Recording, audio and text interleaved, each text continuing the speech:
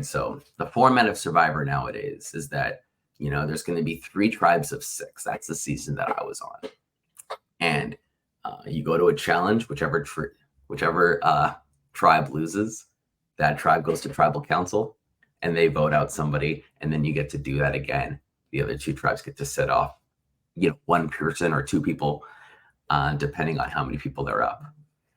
Unfortunately, in my situation, I happen to be on what is numerically the worst tribe ever in Survivor history. So, and we didn't have to play every single challenge for us to know this is not probably our strength.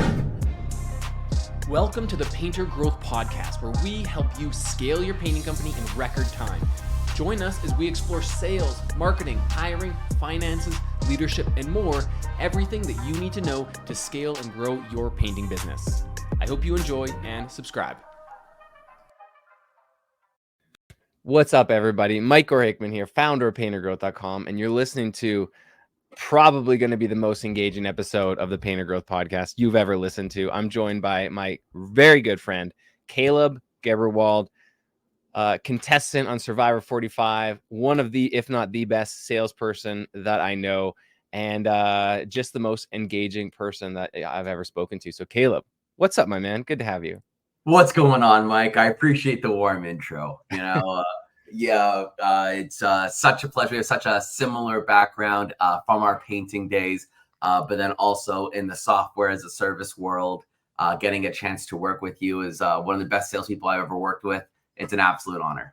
So for the viewing audience, for the listeners, Kaleb and I, we did student paintings together back in like the early 2010s. And then we worked together for about 4 or 5 years at a software company doing sales.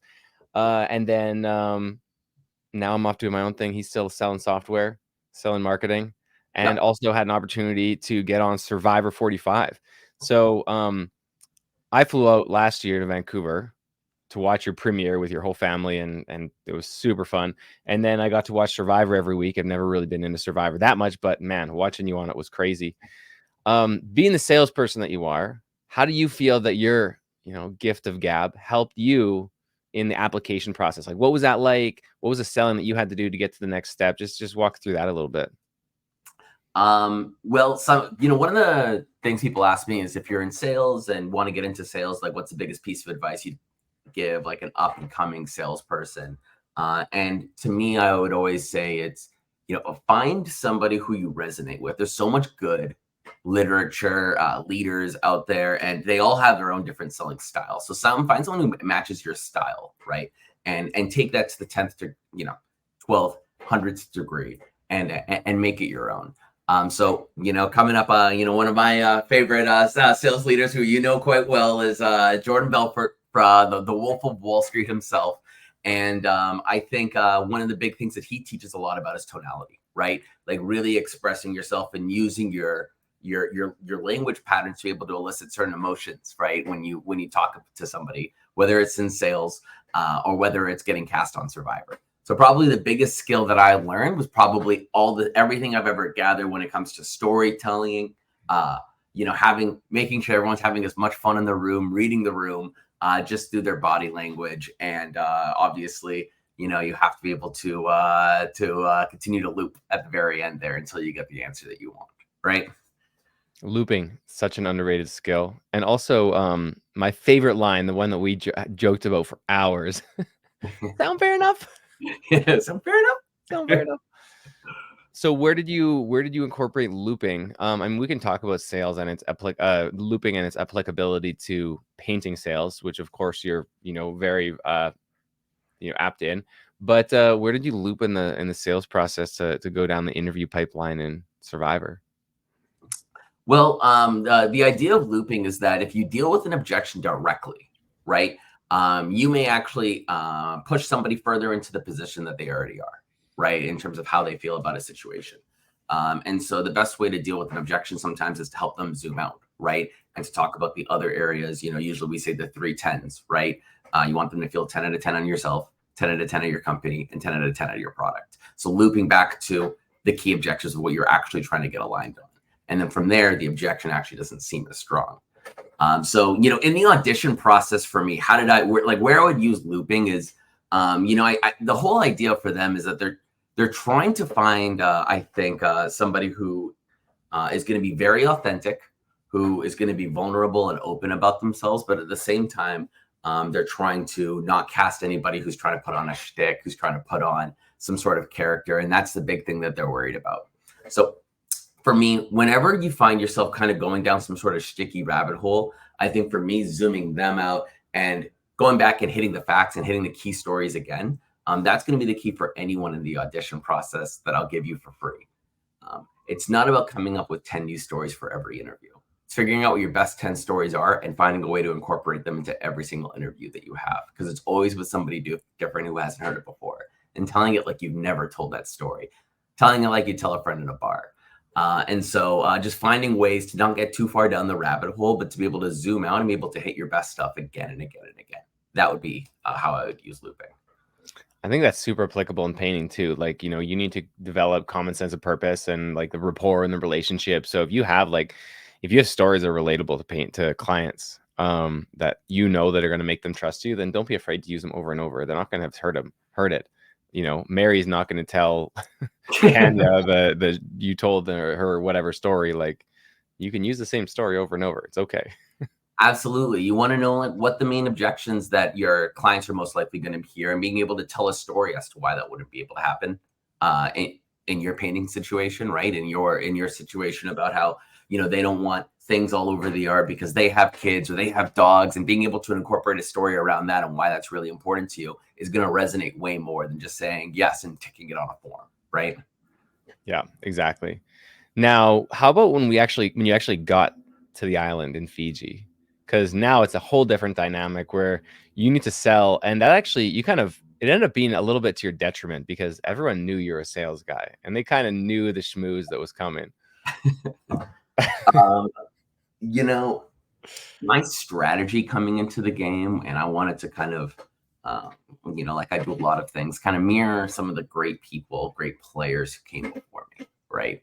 And so the format of Survivor nowadays is that, you know, there's going to be 3 tribes of 6. That's the season that I was on.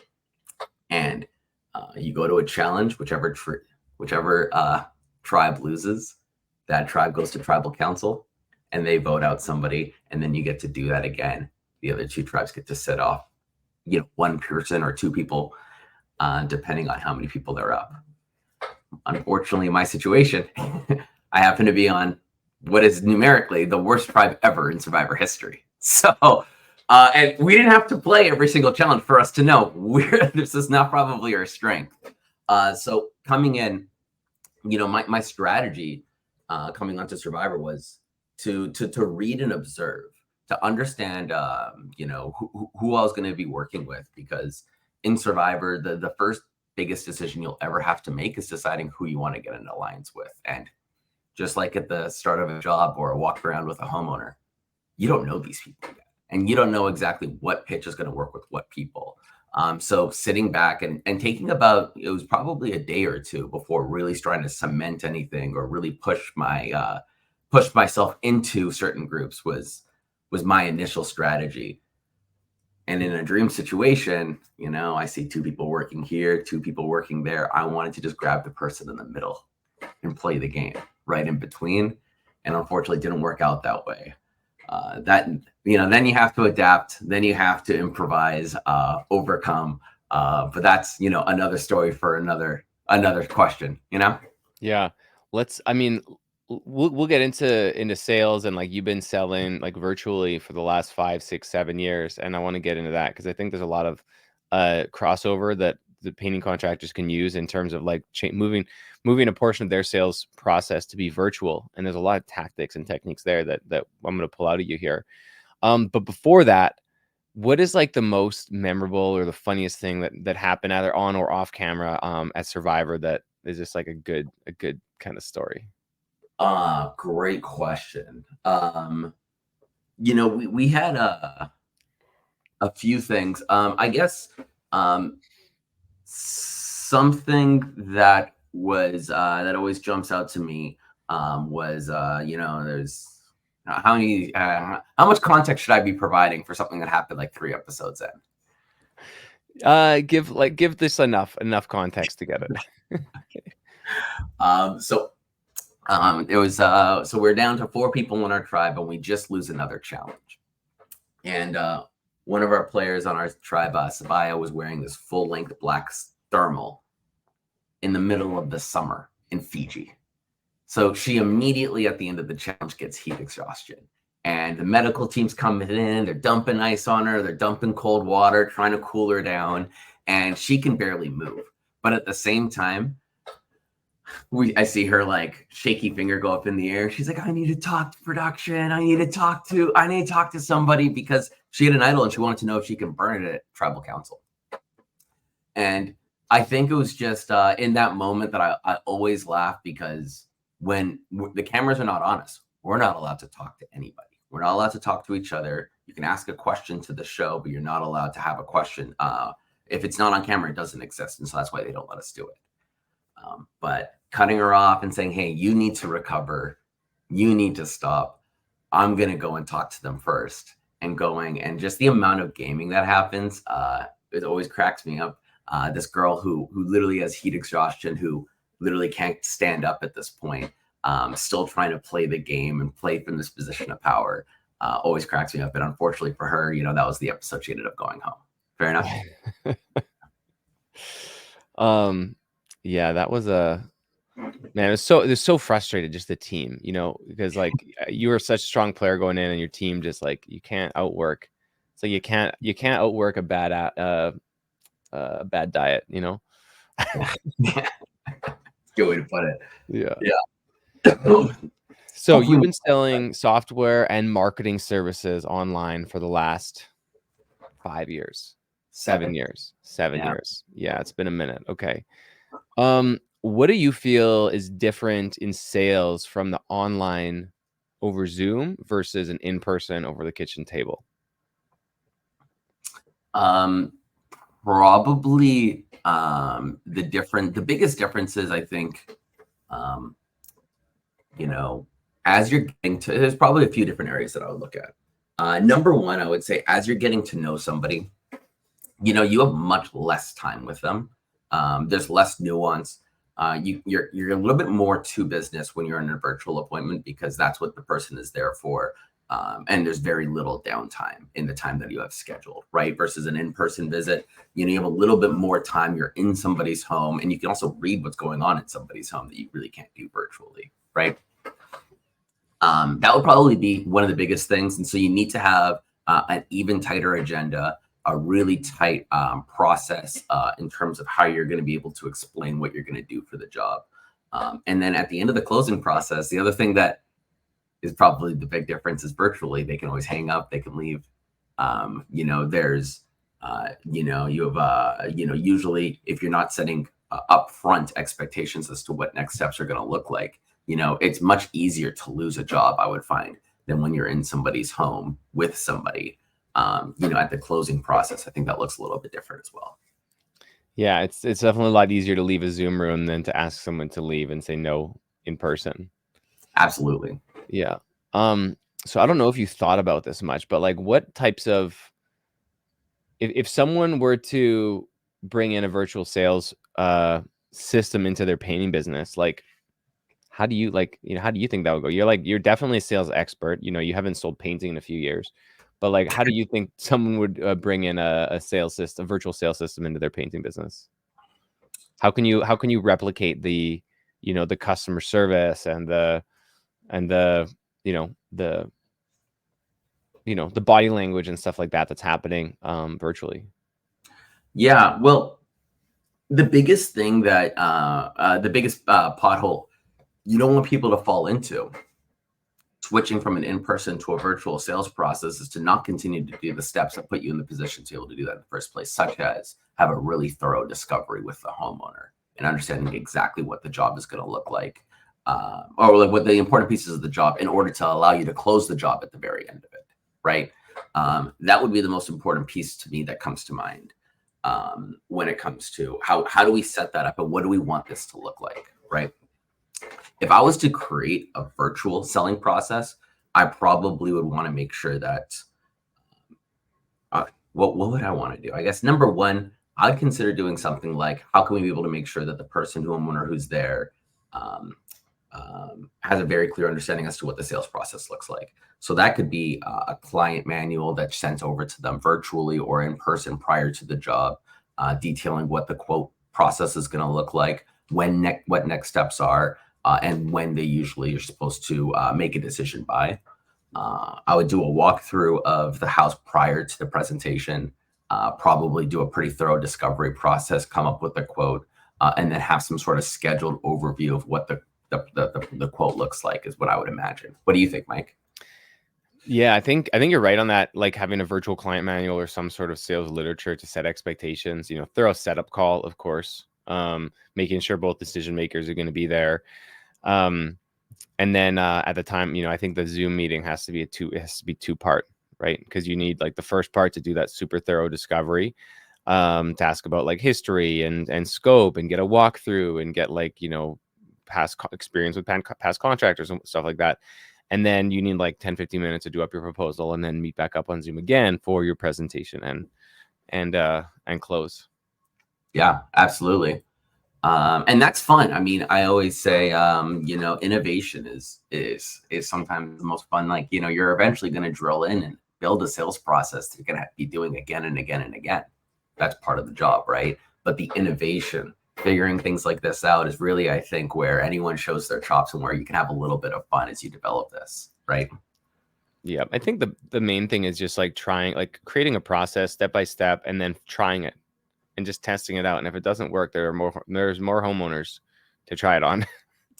Yeah, and always, and that's such a good thing, because Mike, between you and I, how many different programs have we had to create the sales process for and come up with brand new presentation materials, figuring out exactly what people are looking for? You need enough data to be able to know if what you've created is working or not working. You're not going to be able to tell that from one or two presentations, right? One or two proposals. You're going to need 10, 15, 20 of these to really have an educated understanding as to what is or isn't working. Review, tweak, and then continue to apply, right? Yeah, I think 20 is a good number. That gives you enough opportunity to like really test things out. And as long as you're documenting outcomes and documenting really, what happened and what the challenges were, what you ran into, what their objections were, any issues that you had, and you document those and you try to solve for them. Like that's like the scientific process. I don't actually think that's the scientific process, but that's I'm not a scientist, but our version of it, yeah. yeah. But hey, having that data and reflecting on what went well and what didn't go well. Yeah. In general, from a sales standpoint, walk me through the structure of your current like virtual sales process. Now I know it's going to be different for selling painting, but sales is sales is sales is sales. So what's the structure of a sales call right now that you typically take a client through? Yeah.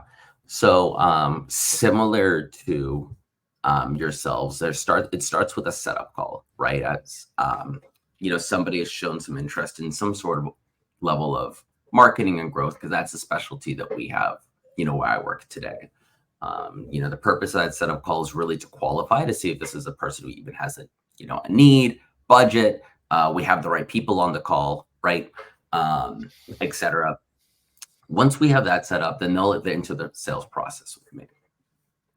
My sales process right now is generally, and again, our deal size right now is you're looking around 40K in terms of an annual commitment, not including their advertising spend. So it's probably somewhere between $50,000 and $60,000. For us, we look at somewhere between a 3 and 4 call process. In our first call, really what the agenda is a bunch of the discovery that we do, to understand how we're going to be able to provide value to them, and if they're even a fit to work with us, right? Because we're not a fit for everybody either. As we complete discovery, and we use some level of spin methodology, right? Situation, problem, implications, and need payoff. We're also using other resources, things like from the challenger sale, Gap selling is also a really good Bible, and never split the difference also. So, obviously we brought some methodologies in our discovery together, but we're going to handle some discovery on this call. And then in addition, we're also going to do a high level overview as to what our program does. Purpose of the overview is not to sell the deal, right? It's only to sell to the next step. And the next step in this case is a deep dive or overview call of exactly what our system is, not only what the system is and the payoff of it, but also what does implementation look like, as well as pricing and our guarantees and ROI expectations. That's the purpose of the second call. And you want to build a customized presentation based on the discovery that was gathered and what's basically most important to the owner, or the business owner in this case, before our closing call, which tends to be call number 3. That's our straight line, as they say, in terms of our ideal sales process. Fair enough? It sounds fair enough. So you break down to multiple calls. I think it'd be important, for a painting contractor to look at it and do 3 calls. The first one being the setup call, and the second 2 being right close together, right? The discovery, fact finding, getting all the information, and the third being the presentation and pitch, basically, and close. Mm-hmm. What are some red flags that you see throughout the sales process that get people through but are still like, oh man, this is not going to be a one deal? Oh, well, like the red flags I see in business as I'm meeting them. Yeah. Some red flags that jump out to me sometimes is fun question. Hey, fun question. Number 1, I would probably say somebody who maybe has no experience in marketing or have never invested in themselves, their business, their continued education as a business owner. Sometimes those people don't always give enough credit or respect to how difficult it may be. I would rather take the person who's tried to create the light bulb than the person who sits on the couch who says the light bulb's that's the easiest thing to make in the world, right? There's a lot more context there, and it makes it a much easier process because we can talk about what you don't want to do and a little bit more about their contextual experience for sure. Something else is stakeholders, right? As a team member who gives back to the rest of his team, I may or may not hop on calls where it may not be the specific owner or the final decision maker who's on the call, but making sure that I have a clear understanding as to what their role in the organization is, and if they actually have the buying power or the internal persuasion ability to be able to bring the right people on. Do we even have the right? Did they even know that we're starting this project? Or is this something that you're doing on your own time? That would probably be another big red flag that I'd be looking for. Final piece is just some sort of, I guess, understanding about, where their what their need payoff is, and what their challenge in getting this done. The biggest red flag I'll sometimes hear and call people out for would be somebody who is saying, Caleb, we already have this solved. Like we'll be there in a month. And you sit there and say, well, then why are you here now?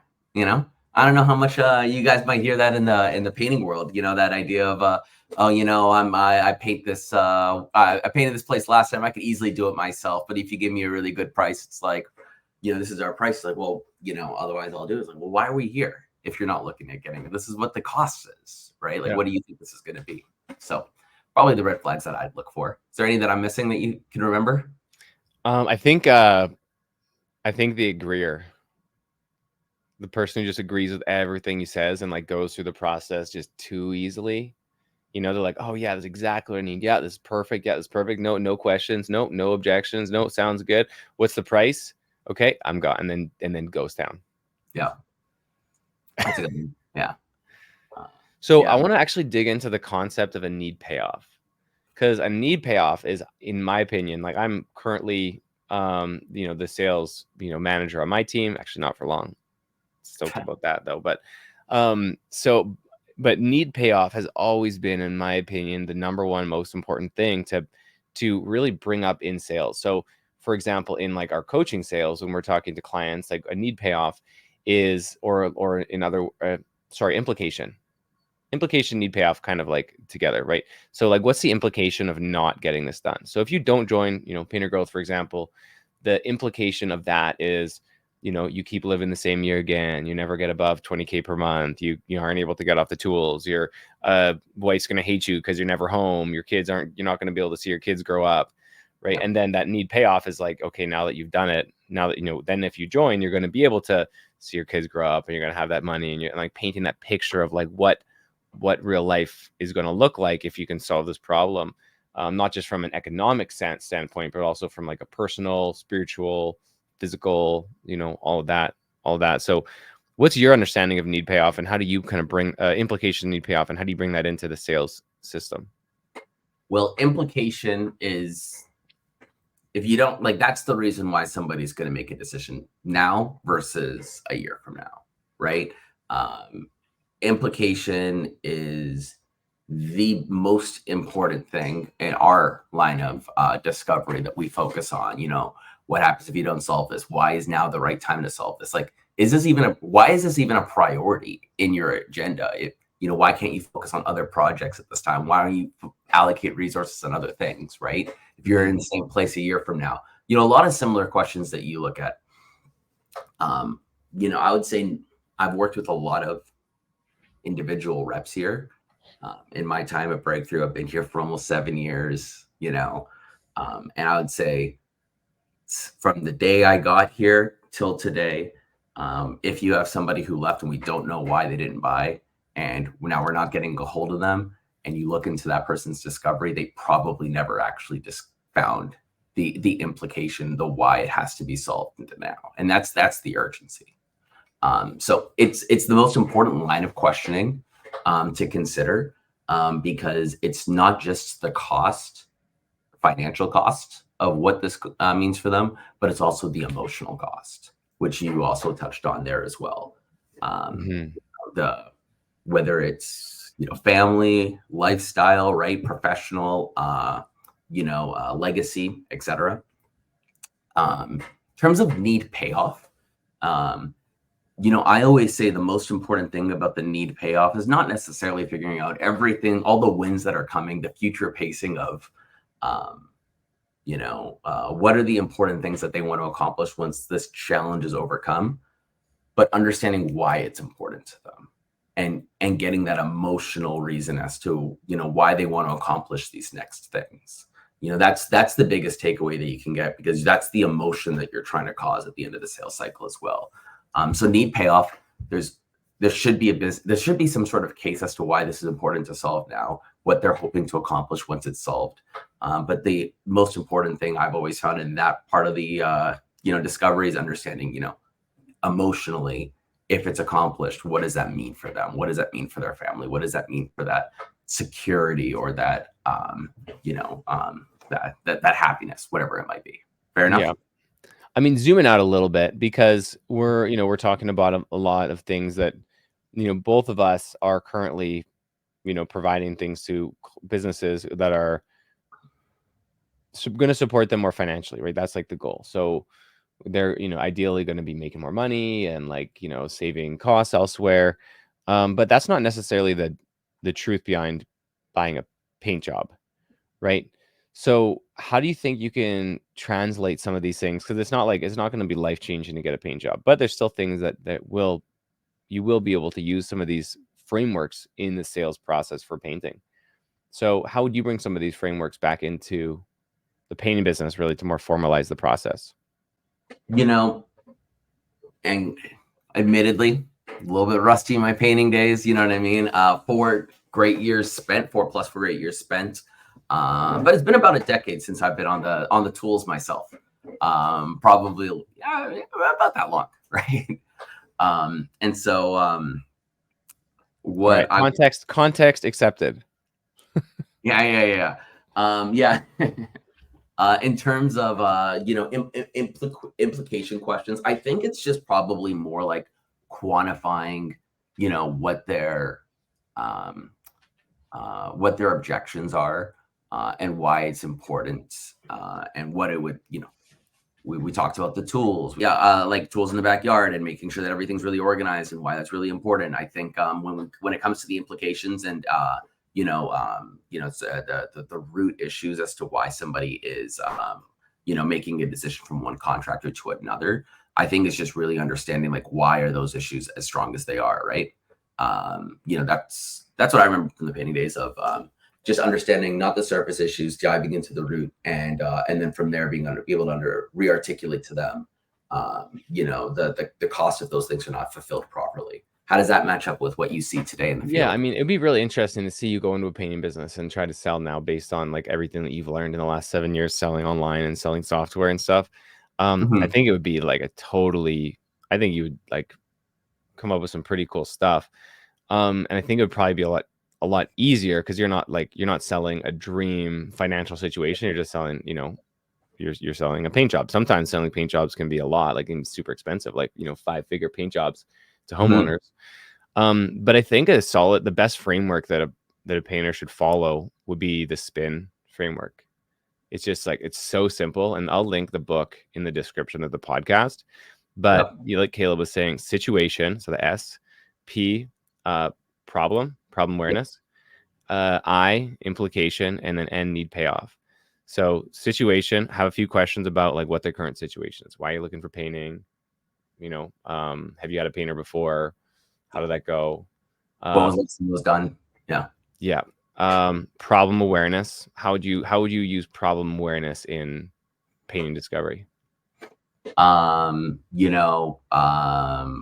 Well, it depends on let's look at the home first, right? And I would probably understand, what they understand about the prep work that's needed, whether it's washing, whatever type of issues going on with the substrate that's leading to this. Potentially also, depending on how bad it is, maybe what damage is being caused right now. Maybe if you're seeing rot, maybe if you're seeing that things are going to start to need to be replaced soon, maybe it's affecting other parts of the home. Probably getting further into understanding the problem and understanding what the owner understands about the problem, so you can educate if you need to. So I mean, that's really important. Talking about like the wood. I mean, if you're talking exterior, there's like wood rot, and there's repair work. I think interior, it makes it a little bit more difficult because it's probably more of an emotional sale. It's like not something that really has to happen. It's like I'd like it to be, but you can talk about the home value and I guess maybe they're feeling. I guess I would go into like implication, right? So what's the implication having this done? Like, what are you really looking for?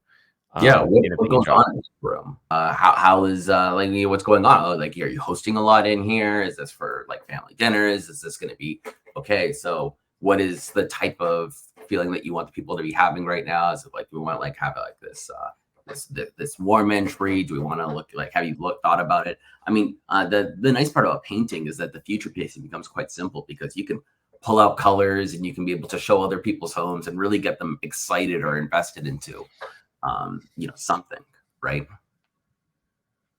Yeah. And then need payoff is basically just like painting the picture. It's like, all right, when we're all done here, it's gonna, you're gonna feel a lot more, and you're tying it back to like the implication, the problem, right? You're solving the problem with the need payoff.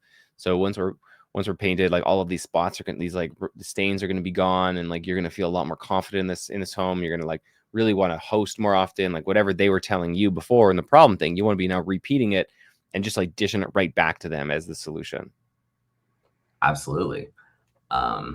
And then you can recap that because you have a format in your head. So it's going to be really easy to recap. It sounds like, you've been here this many years and this is the thing that you're looking at solving. You've been excited about this since you moved in, right? The, problem right now is that, you don't really love the idea of hosting in here because it's just like this ugly color and, you don't want to have anybody come in and, the impact of that means that you don't get to have people over as much as you like. And, your wife doesn't like it either. And she, always asking you to paint it yourself and you don't want to do it. And therefore, the pay. And if we're able to get this job done and, do it the right colors, that means you're able to have people over this much. It means that you'd be able to never have to worry about this project again. And it means that you could actually focus on other areas of the home, with your guys' time together. Does that sound about right? Yeah. Yeah. Yeah. And then you got to get your numbers, come back, and then you got to do the trial close. I always say trial close is the most important step. I'll go through my trial close, but what's your take on a trial close? Just like jam on that for a minute. Yeah. I mean, if the first time you're asking for the job is at the very end, something probably went wrong.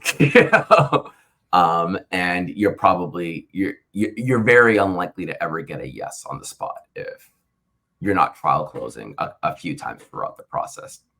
Would you say is that a fair way to look at it? Yeah, I mean, I recommend for painting contractors to build in 3 trial closes. Right, you have one on the setup call, one at the end of the walkthrough, and one right before the presentation. Yeah, love that. In our line, we'll have a trial close a few times throughout each call, particularly at the end of discovery. At the end of the first call, we're going to do another trial close at the start of the second call, and then before pricing as well in the second call. So you're going to see a minimum of 4 or 5 times. You're going to get a legit trial close with us as well. And each one looks different, right? A trial closing the setup call is going to look very different than the one right before you give the proposal, right? Yeah. A trial close is absolutely vital. What you mentioned that you were going to share yours. What does that sound like? I mean, yeah, slightly different depending on which one of the 3 it is. But the first one on the setup call, basically, all right, Jane, it's been great talking to you so far. Now we got you scheduled for tomorrow at 3:00. We're going to come out. We're going to do our estimate. And assuming that the price is within your budget and you trust that we're going to be able to do a good job for you, will you be ready to book in with us? Clean. That's all you need. Right. Yep. And then the yes or no. And if whatever they say yes, great. Okay, see you tomorrow. If they say no, that's fine too. You can ask kind of why. But the important thing here is you don't try to solve it right there. It's like, unless it's like, oh yeah, well, I'm going to need my husband there. It's like, okay, well, can he be there or do we need to reschedule? Like, that's fine. Logistically, it pulls out those objections. But if it's something like, oh no, we're going to need 3 quotes. It's like, okay, that's fine. Don't solve it there, but just know that when you get to the actual close, that's going to be the objection. So you're prepped for it. Yeah. Awesome. Yeah. I mean, it's a huge moment as well to just be very confident in what you're doing, right? To have a very clear and straightforward trial close that isn't, jumbled, and you actually ask 6 questions there if you listen to it back, right? But having a very clear and straightforward trial close is just the handshake of business in some senses, right? Yeah, absolutely. Exactly. And then if you, like you said, if you don't ask for the job, you're probably not going to get it. So how can you ask for the job a few more times throughout the process, which will make the final time that you ask just a little bit better receptive? Because if you just wait until the very end to ask for the job and you're like, all right, it's going to be $10,000. Would you like to book in? Whoa, like I need to think about it. I didn't know I was going to have to make a decision today. But you want to mentally prepare them that they're going to be making a decision. So how do you bring in the trial close? Where do you use a trial close in your current online sales process? So I mentioned a little bit like the recap we talked about at the end of discovery, right? That would be the first big trial close. My first call, the agenda, is really starting with learning more about your practice to keep the rest of the calls relevant as possible. Then we'll jump into some of the most important trends we've seen from working with 1,400 businesses like yours, right? Before jumping into the meat and potatoes of how I clinics like yourself. Next steps is usually either, hey, this sounds pretty interesting. Let's set up some more time to chat about this in detail. Or I always say we can part as friends as well. Fair enough? So at the end of the call, they know that the next step is going to be another call. My first trial closes at the end of discovery, and it follows that format that I mentioned. Here was the situation. Sounds like your goal is this. Your biggest challenges are this, and the impact of those challenges are this. That's why we're here. And if we are able to solve this, what does it mean? Need payoff. Does that sound about right? Yes. Usually it's absolutely nailed my situation perfectly. And I'll make a joke sometimes, like, you're not taking it too easy on me now, are you? And then from there, it's like, we're going to cover exactly how we help clinics with these challenges, exactly like yours. If we're able to do this in a way to help you accomplish these goals, do you feel comfortable that we have a chance to work together? Usually it's yeah, no problem. That's your first trial close. The end of discovery, or sorry, at the end of the first call, be another one. Sounds very, very similar. In regards to the fact that recapping the main goals and challenges, and we also give a quote, right? 2 to 4K is usually what it is per month, right? Assuming that dropping a little bit of budget here, a little bit of, yeah. Now that they're hooked a little bit with understanding what the process looks like, we want to draw budget so they have an understanding of what they're going to be walking into in the second call, so they're not completely blindsided, right?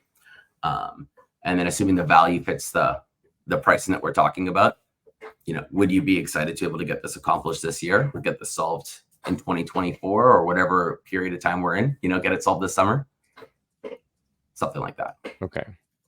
And then depending on what they say, like, what do you do to change your trajectory of the next call depending on the result there, what they say there? Generally speaking, you'll know, for us, sometimes we'll have people come in where, they're very budget conscious, right? So they'll, if they have an issue with the price, they'll say it if there is an issue, right? And just like you don't want to necessarily solve it here, but you do want to understand where you need to provide value in the next call. Sometimes people will say, well, I need to talk to this person, or I need to have this team member. Well, we know who needs to be included in the second or third call, right?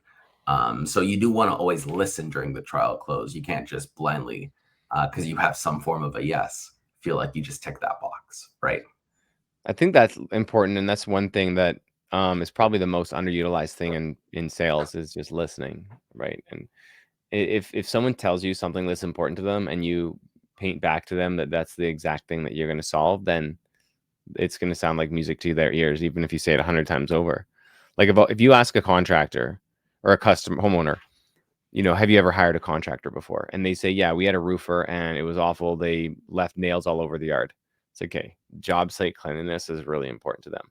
So then, like, on the throughout the walkthrough, and then on the trial close, and then on the proposal, I'm going to have job site cleanliness. I'm going to repeat that one word over and over and over and over and over, and show them it's like a core tenet of our like company and our culture, and like job site cleanliness is everything. And just like it's going to sound ridiculous to me how often I say it, but if you keep saying it like that, then they're going to be like, he's speaking my language. Yeah, absolutely. I mean, it's funny because if you listen and can recap or re-articulate to them in their words or in your words using some of theirs, the amount of buy-in and trust that you inspire. And that's probably when we say listening, recapping and re-articulating them back to themselves is a huge opportunity to just show that you're listening, show your work, and it usually builds buy-in at the same time. Yeah, you're not just an order taker, you're actually hearing them doing and creating that custom solution. Yeah, absolutely. It's huge, dude. Well, we're just about at time today. It's a little quick one. I could talk to you for hours, dude, but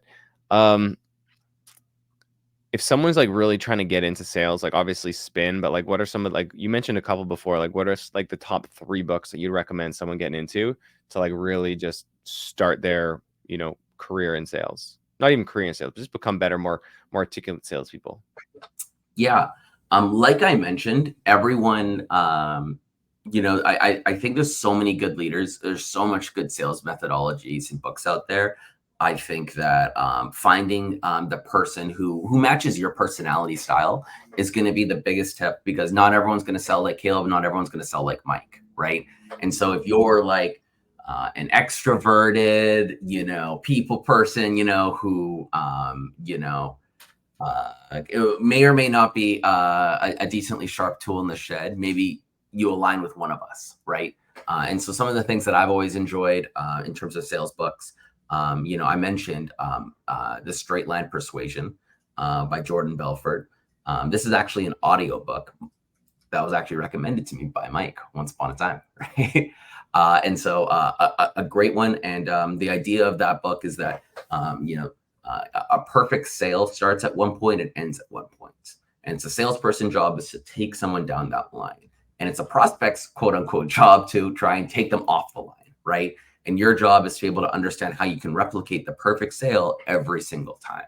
So that's a great one that I always recommend. Another book I mentioned was Gap Selling, which is really being able to articulate the value, right? As to why somebody should make a decision with you versus somebody else, and selling against the gap or the pain, right? Another great book when it comes to negotiations. I'm sure you've all heard of it. Never Split the Difference, right? By Chris Voss. There's another book I always liked about negotiation. All right, it has some of my biggest takeaways are in the negotiation part, but they have training in all parts of the sales process called the Transparency Sale by Todd Caponi. That's a great book. And then, at the end of the day, a big part of sales is also creating opportunity at the front of the pipeline and being able to get more new people to come in. So there's a great book, The Ultimate Sales Machine by Chet Holmes, that has some really, really good resources as well that I would recommend. Yeah, Chet is a boss. I was actually on a webinar the other day or a couple weeks ago with his daughter. He's passed, but she's like running his legacy now, and is pretty cool. Oh, that's awesome to hear. Yeah. And one last one I mentioned earlier as well is the Challenger Customer, which is a big emphasis on our Challenger Sale is actually the first book in that. But they have a big emphasis on the best way to be able to get buy-in from a client is to actually teach them and educate them and to have more expertise in their world than they have. Yeah. So that's a great resource as well. Awesome. We'll get those linked below, man. Well, dude, thank you for your time. Stoked to hopefully keep watching you on future episodes. I appreciate it. Yeah, it's going to be absolute sleepless time until Survivor 50, but fingers crossed for me. If I have the painters on board, my people, I love our chances. Yeah, and you know what? The best part about that is that there's no way your team can be worse. That's fact. Started from the bottom, right? Exactly. Now we're here. Oh, Sweet man. dude. Well, man, hope you have a good rest of your day, and thanks again for being here. Appreciate the interview, Mike. It was a lot of fun. Thanks, man. Thanks for listening to the Painter Growth Podcast. If you want to grow your painting business, go to www.paintergrowth.com or click on the top link in the description. Talk soon.